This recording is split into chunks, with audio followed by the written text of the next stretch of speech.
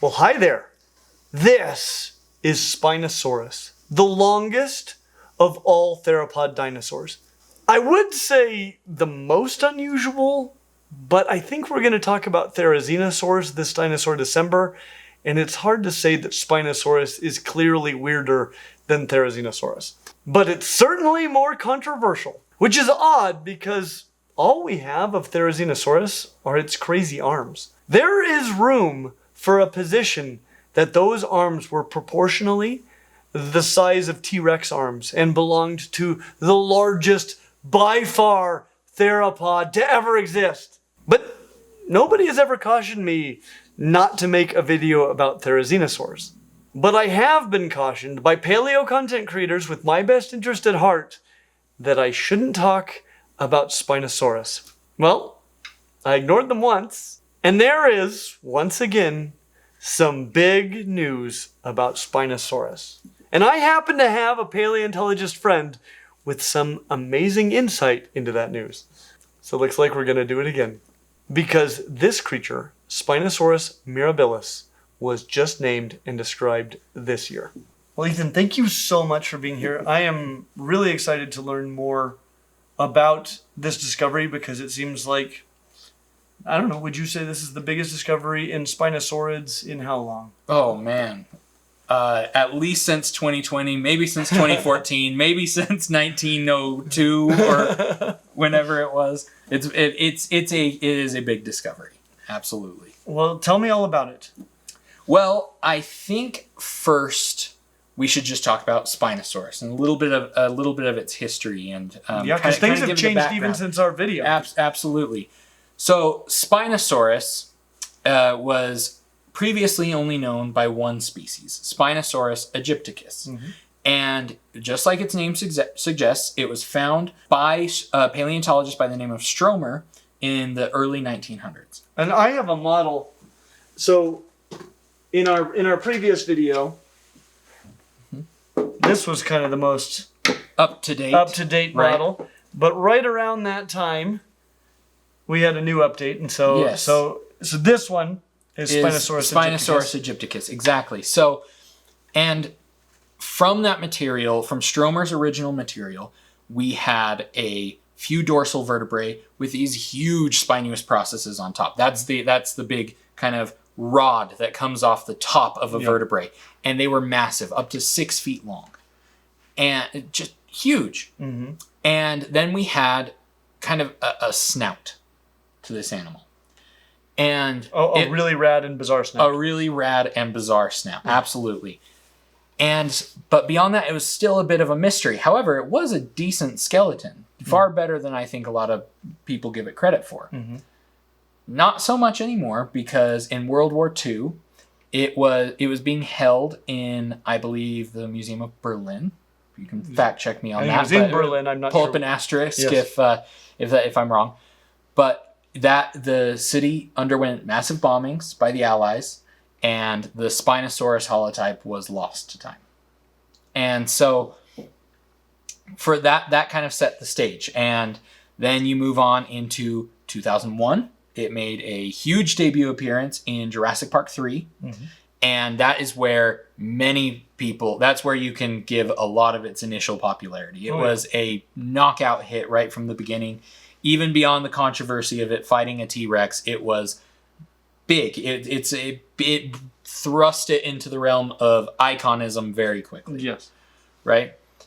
And then that led us to 2014, in which case, over in Morocco, so kind of across on the western side of the continent, mm-hmm. they found more Spinosaurus material. And for the first time in over 100 years, we had a better idea of what Spinosaurus looked like, and it turns out it was even more bizarre than we thought. Yes. Because not only did it have those long notched jaws, yes, which are so much cooler than I realized. You know, when you just see the skull and you don't see how the jaws come together, articulate, yep. It looks, in my opinion, rather doofy. But then it was actually these PNSO models that really, demonstrated how the jaws articulate, and I'm like, okay, the jaws are rad as heck. Yes, they are. It's one of the only dinosaurs with even a partial underbite. Right? Yes. And so it wasn't just this bizarre animal with a huge sail on its back and these crazy notched jaws with flared teeth. No, Spinosaurus aegypticus also had extremely reduced hind limbs and enlarged forelimbs. Which led to this. And so in 2014, a lot of depictions of Spinosaurus were at least facultatively quadrupedal, meaning it walked on all fours. And this mainly, especially because of the gigantic claws on its hand, composed of reconstructions that were doing this exactly, knuckle walking. Because that kept the claws off the ground, but still allowed it to walk around, because how else does an animal with tiny hind legs like this locomote on land, especially? So that was 2014. Now, can I ask a little follow-up? Absolutely. I know about the small legs and this knuckle walking. Also, around that time, I'm not sure if it's exactly the same time, but around that time, we got the idea that they had this paddle tail. So that brings us to 2020. Okay, so that's even more recent. And the M-shaped sail. That was 2014. However, a lot of... I know there is some contention over whether or not that's true, and it may even be variable in Spinosaurus. Because this is a display structure, we see, and we're going to talk about another one here soon, a lot of variation in hypertrophied or exaggerated display features. This is absolutely some form of a billboard along the midline of this animal. And the thing about billboards is they don't all say the same thing.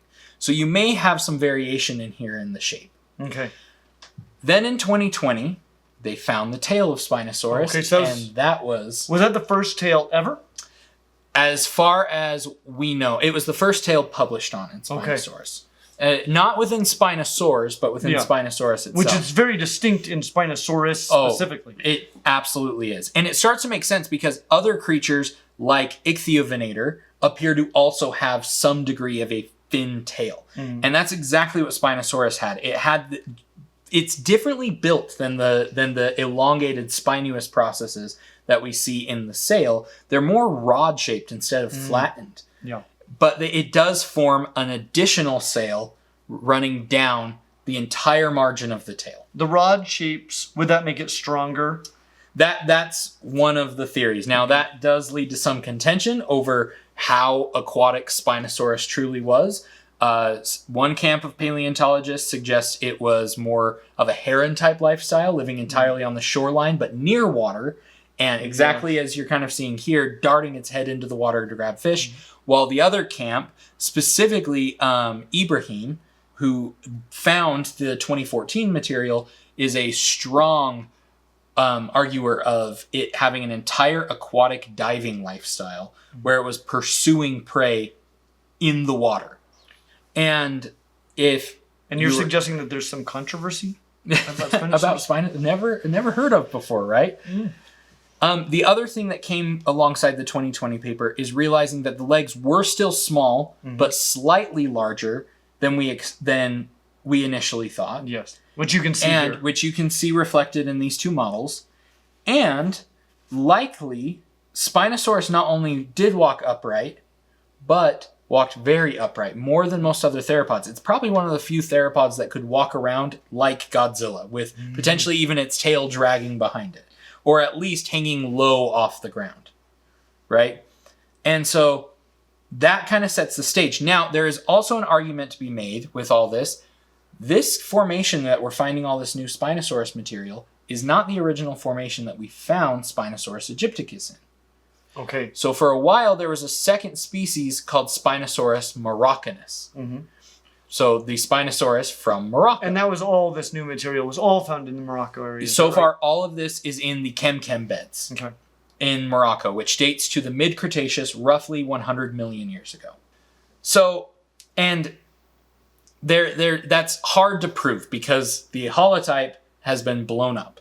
Yeah. The 2014 material has been reassigned as the neotype, which means the holotype is basically the name-bearing default specimen of a species, right? Humans even have a holotype. Yeah. Right? That's how, yes, look, behold. But that is how we functionally, at least anatomically, prove that they are this one species. Because you have to have one that can be the default, the independent variable, to test how far these animals have adapted or are related. Mm-hmm. And so that's the holotype. And that was the one that was blown up in World War II. Now, you can then assign what's called a neotype, which is basically if you have something that is catastrophically destroyed, like we see in Spinosaurus, or even just is very fragmentary, like what we see in Allosaurus, you can pick a better or historically relevant specimen to assign as the neotype, which then becomes the name-bearing specimen. Okay. So, and that was assigned to the Spinosaurus aegypticus material from 2014, thus invalidating Spinosaurus moroccanus. Okay, so the 2014 specimen found in Morocco was moroccanus, but now they have made it the neotype for And so now Aegypticus. it's all aegypticus. And so we would need to find more material over in Egypt, in which case I'm not entirely sure what would happen, because now the Moroccan material is bearing the name of the Egyptian animal. And so now... But it is the it would be name-bearing moroccanus. animal. So, from Egypt. Right. So, now modern animals do have a very large range. There's also been, the chem beds are heavily reworked. And that doesn't mean that humans reworked it. That means the earth reworked it. Mm-hmm. You can find stuff that is from the late Cretaceous and even as into the age of mammals mixed in with the Spinosaurus material, just because all of that sediment has been thoroughly mixed together, which makes it hard to figure out how old it truly is. Now you can take the actual fossils themselves and the sediment that surrounds the fossils themselves and date them, and this is yet to be done, at least in any academic way that I'm familiar with.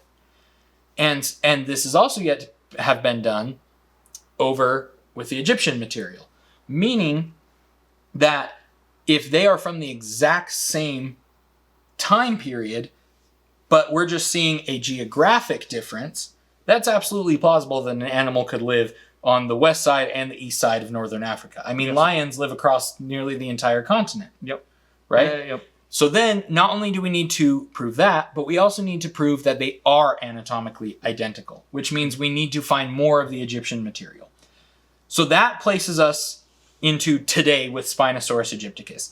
I also want to briefly go over that Spinosaurus aegypticus is one of probably 3, maybe 4 contenders for absolute largest theropod. Mm-hmm. Spinosaurus cannot be understated as absolutely massive.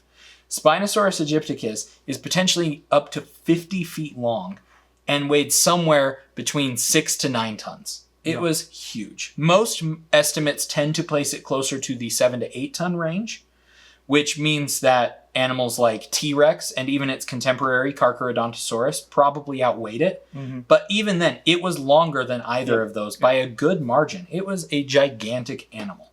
So Spinosaurus is, to put it in your words, totally rad. Oh, that's an awesome introduction. Okay, so now that gets us up to speed on Spinosaurus aegypticus. Right. But something major has happened. Yes. So Paul Serino, just a couple months ago, who is a paleontologist who mostly works for the University of Chicago, but primarily focuses on Nigerian fossil material. He was actually part of the Moroccan studies, especially in 2014 on Spinosaurus. And he debuted his new species, Spinosaurus mirabilis. Okay. And Spinosaurus mirabilis is from Niger instead of Morocco. So we're now talking about Central Africa.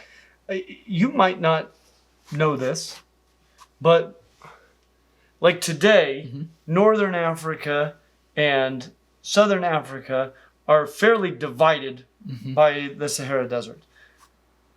Do we know what it was like in the Cretaceous? You're right. I'm not entirely sure of what that paleo environment was like. Yeah. I actually have no idea. I'd love to look into that. They do mention that there in the paper that there were geographic barriers between northern and southern. Something was still... Yeah, I don't know what. Okay. But we do know that even prehistorically, Niger was not on the coastline. So they do argue that this is a different environment for Spinosaurus mirabilis than what we see with Spinosaurus aegypticus, which was living in coastal inlets and deltas. Yes. That's a big deal when you eat fish. Absolutely, it is. And mirabilis was found in a mixed bone bed, found alongside especially a good amount of gigantic titanosaur sauropod material. Okay. In fact, if you look at the paper, you can see photos. One of the photos we have of this quarry is of these huge femurs, which are the upper thigh bone to a dinosaur. And it's very cool. Now, how is mirabilis different? So the paper lays out a few functional differences. Mostly what the animal is named for, which is the spectacular and bizarre crest adorning its head. This big unicorn horn coming off of its forehead. We do have a partial crest to Aegypticus, which is very similar to what you see here. Now, this is that we are missing the very top margin of it. So this is essentially what we know of the crest. Exactly. But there may have been There more. was certainly at least a little bit more. We don't know if it followed the same exact shape as the rest of the crest. It could have had some sort of kind of phalange or fringe coming off of it that added a little more. And then there would have been keratin on top of that, which could have changed the shape further. This is a very conservative reconstruction of the crest. Okay. This is if the crest continues on the exact same shape, and then the keratin was also the same shape and relatively small compared to the bone core Okay. that we see in Aegypticus. So we might have had a giant crest on the head, a giant sail in the back, And then a fin on the tail, which is another argument that Serino makes for... Serino is on the camp of a heron-like lifestyle, and that the tail could not have been very functional for pursuit predatory behavior. Maybe getting in the from water. here to there since they can't fly. But he argues that this is just further evidence that Spinosaurus is selectively displaying along its entire midline, on the head, on the back, and on the tail. Okay. So this is an argument he makes. Now, mirabilis, its crest, it truly is bizarre. It's broader than that of Aegypticus's crest, especially proportionally. Okay. And it's much more elongated. It's almost shaped like a banana, right? One of the other interesting things is they appear to have found several individuals, and the overlapping material we have is the crest. Okay. So And this crest is variable from individual to individual. Based off of what Paul Serino and his team suggest in this paper, is that it was similar to the casque on a cassowary, where not only is it variable, but some drastically swoop to one side or the other. Okay, so let me make sure I understand this correctly. So you said we've got material from multiple individuals of this species. For the most part, it's non-overlapping, but what we do have that is we've got multiple crests. Yes. So like generally, if I was going to make a single skull, I would use a composite of all the different pieces that I've got from different individuals. That's exactly what they did. Okay, but the crests, we've got several. Yes. And they're different enough in form that, like a cassowary, I mean, I just spent some time very close up with a number of cassowaries. And you'll see sometimes the head casque is bent off to one Almost side, sometimes the other side, drooping, sometimes right? it's straight. A lot of variation in that head crest, and that's what he's reporting that we see in the crest. Spinosaurus mirabilis. Okay. Yeah, you understood it perfectly. Okay. And it's even similar deformations that we see in cassowary crests, with it drooping to one side or kind of wrinkling. And he even suggests it may be indicative of sexual dimorphism, but I think need more data to fully flesh that out. It also has slightly longer legs than Spinosaurus aegypticus. Hind legs? Yes. Absolutely longer or relatively long? Relatively long. Okay. They if I recall correctly, they are roughly 15% larger proportionally than that of Spinosaurus aegypticus. Still small for a large theropod in proportion, but they are proportionally a little bit larger. And I ask that, and you'll probably get to it, but it's my understanding that it's not quite as large overall as Aegypticus. Exactly. Okay. So the holotype is the best preserved crest of the bunch. I believe it also is the one with the limb material, but I'm not entirely sure. I'd have to double check the paper. But It's the one that doesn't really have any deformations, very little breaking. It's the best crest of the bunch, at least. And he suggests that the holotype is a subadult with a absolute length of approximately somewhere in the mid-20s feet long. Okay. So anywhere between 24 to 27, 28 feet long. Okay. So we're looking at 7, 8, 9 meters maybe in length. And he gives a suggested adult size of the low to mid 30s feet long. So and at that point we're looking at 10, 11 meters long. So maybe around 2/3 as long as a really big adult Egypticus. Spinosaurus egypticus. Okay. Exactly. Yeah. Because I noticed, like in some of the pictures, the two skulls look to be approximately the same size. I think that's probably Serino and his team marketing the specimen and to show off. I think it makes it more clear the differences. Easier to compare them. Exactly. Because it's maybe distracting if the skull is substantially smaller. Then you might think, oh, that's the only difference, that's smaller. When really there are several differences in the skull. The final one is, I think, a very underrepresented. And most of the paleo art I've seen, besides the actual published paleo art that came out alongside the paper, omits this, which I think is very interesting. I talked earlier about, you noticed how cool the articulating jaws of Spinosaurus egypticus are, and I mentioned how it's one of the only theropods with at least a partial underbite. Spinosaurus mirabilis takes this to an even further degree, with a wider spacing along the maxilla, so the upper jawbone, allowing the lower teeth to mesh in with it. So Spinosaurus mirabilis had an entire mesh bite similar like a gharial. Okay, so Egypticus, you've got that portion there, actually kind of similar to a crocodile, but to a more extreme degree, where the lower teeth are coming up. But then I assume the lower teeth all fit into sockets. Right. When you get seated further up on the inside, other side of the diastema. Exactly. But on mirabilis, they're meshing, interlocked. That is really interesting. So exactly. So Spinosaurus egypticus has what's called a diastema, which is a notch in the jaw, and that allows 3 or 4 very large teeth on the end of the lower jaw to seat up inside that socket, which makes a perfect sort of fish grabbing net. Oh, it's awesome.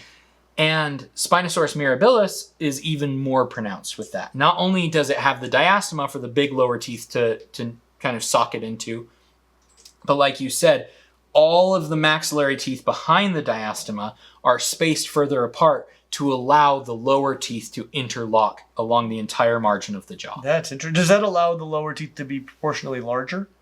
So I don't believe they have lower material to it. This is just based off of spacing. They can just see the spacing, and have even proposed that the maxilla has kind of wrinkling that allows the lower teeth to see. That makes sense. It'd be easy to spot. If you only had one jaw from a crocodile, you still could tell be able where to the figure lower teeth go. Exactly. Very cool. So and that's where we are left with Spinosaurus mirabilis.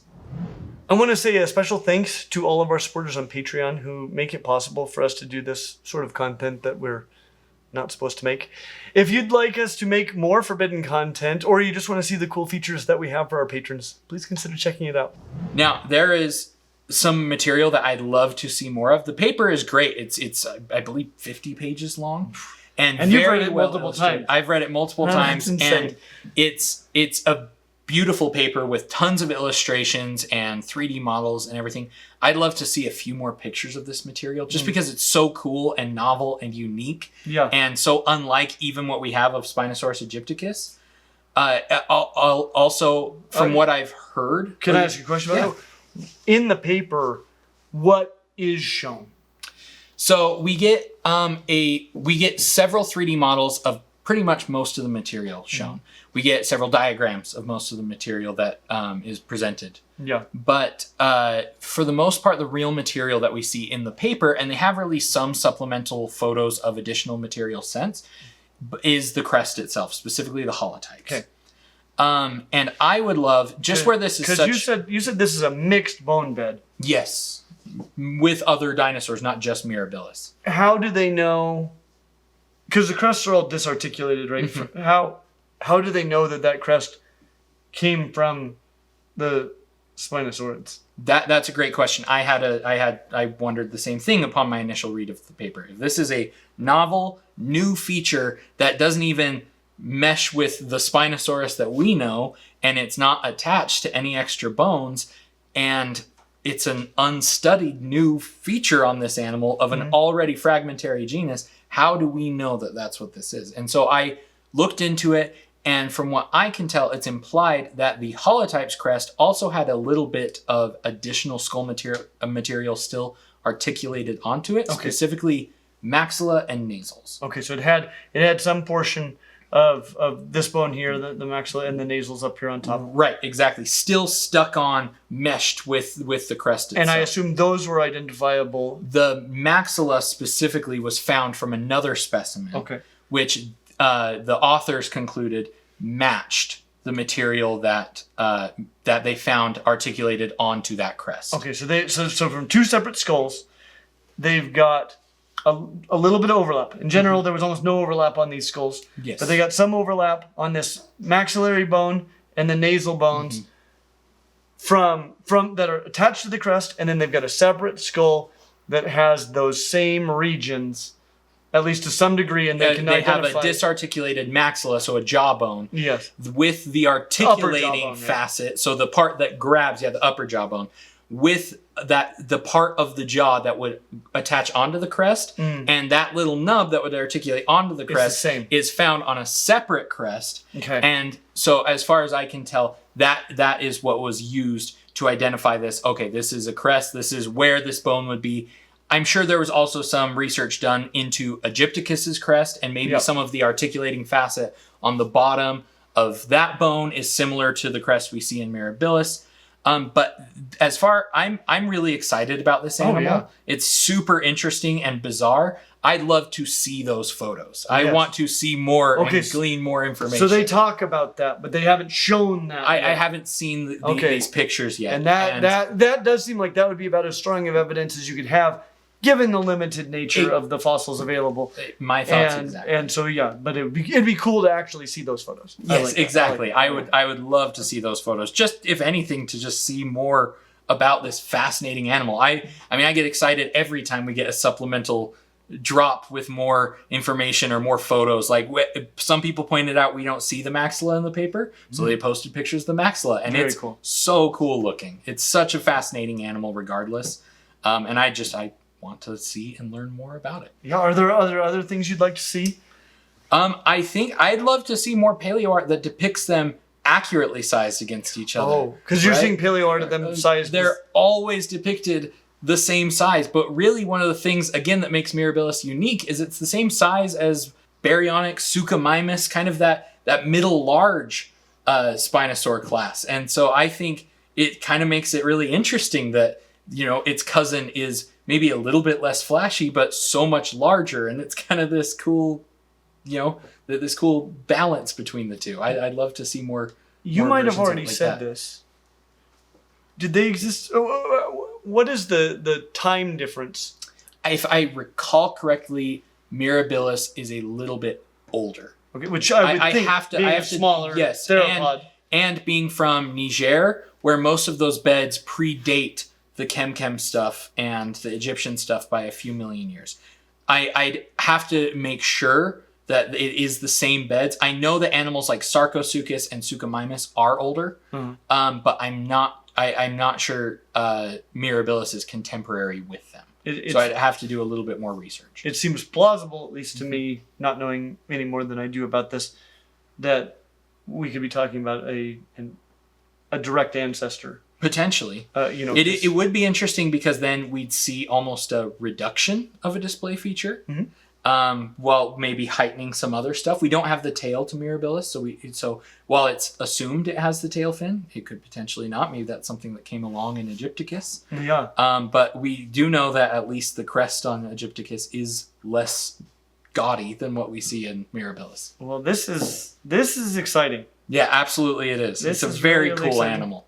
And you've mentioned a few other Spinosaurids. If you're not familiar with, say, all of the Spinosaurids, there's a video that you can check out right away. Absolutely. Right now, Ethan, What else do you think people should know? I wanted to use this as an excuse as well to talk about the history of Spinosaurus in general. Yes. Because it is such an interesting animal. I really think it's one of those dinosaurs that absolutely deserves its seat at the table for how iconic it is. I wish, I guess, if I were to have one takeaway to, the fans out there, I see a lot of information, or not information, a lot of opinions about Spinosaurus, and some of it is just a joke and lighthearted fun, and I don't want to be that guy that's like, actually. But I see a lot of a rhetoric out there that Spinosaurus is getting nerfed or less interesting because it's not the Jurassic Park 3 super predator. Oh. And I could not disagree more. Yep. Because I think everything we've learned about Spinosaurus has changed it from essentially a large baryonyx with a sail into a completely bizarre, unique river dragon. Mm-hmm. It's so cool because it's so unlike every other theropod. Even amongst Spinosaurus, it's bizarre. Yep. And massive and astounding. So I love, I get talking about, I truly do understand talking about who would win in a fight between this dinosaur and this dinosaur is fun and it's cool. But let's not forget that these animals are so cool because of their own merit and what makes them so interesting, what sets them apart from other animals. Yes. And that is truly what Spinosaurus takes to an extreme, even for a theropod. I really appreciate that insight. If you could hand me that T-Rex over there. This is a PNSO T-Rex. To scale. Of the same scale. Mm-hmm. And if you look at those heads, that's not a good fight. And so I feel like I have often underappreciated Spinosaurus because it is so often compared in its fighting ability to T-Rex, and it just gets walloped. However, you're absolutely right. It's doing something so totally different from what T-Rex did. And there is nothing else like it. Well, no. Until now. Exactly. Exactly. And that is what makes it so fascinating, is that it's not T-Rex. Mm-hmm. What makes T-Rex interesting is that it's T-Rex. What makes Spinosaurus interesting is that it's Spinosaurus. Yes. Not T-Rex. Yeah. And so I just, I'd love for people to have maybe a more nuanced approach to finding new material. Also, paleontologists are not changing Spinosaurus. Mm-hmm. We are getting closer to the truth about Spinosaurus. We are getting closer to what Spinosaurus actually was. We are not updating it. We are not modifying it. Mm-hmm. Yeah, you're not changing the reality. The reconstructions we were suggesting before that you saw in the 60s and then in 2001 in Jurassic Park 3 and then in documentaries like Planet Dinosaur in the 2010s, those weren't correct. We just got more information that allowed us to present a more correct version. And this animal may continue to change. Even our depiction of T-Rex, you go back to, 2012, 2014, and T-Rex was typically, in scientifically rigorous reconstructions, depicted with a full coat of feathers. We now know that's probably incorrect. Yeah. And T-Rex is the most studied animal on the planet. And so, or not the most studied animal on the planet, the most studied non-avian dinosaur. Yes. And so even if our most studied dinosaur can change, absolutely Spinosaurus can and likely will again. Mm-hmm. But that doesn't mean we're trying to trick anyone or make Spinosaurus less cool. It means we're getting to the closer, authentic version of Spinosaurus that actually existed 100 million years ago in the waterways of Africa. So you're suggesting we should keep making videos about it? I absolutely think we should. There's a whole surplus of information we could go down. Well, thank you so much for being here. If people want to find you, they can find me on TikTok at T_Rexcellence, where I do kind of not long or short form content, anywhere medium between medium form content, 2 to 5 minutes doing education. If you want to support me directly, you can also buy things like microfossils and replicas from my website, which is primordialcustoms.com. And hopefully I will have plenty more exciting news and projects upcoming. Well, thank you so much for being here. Of course. Please check all of that out. And As always, like and subscribe. We hope to see you real soon.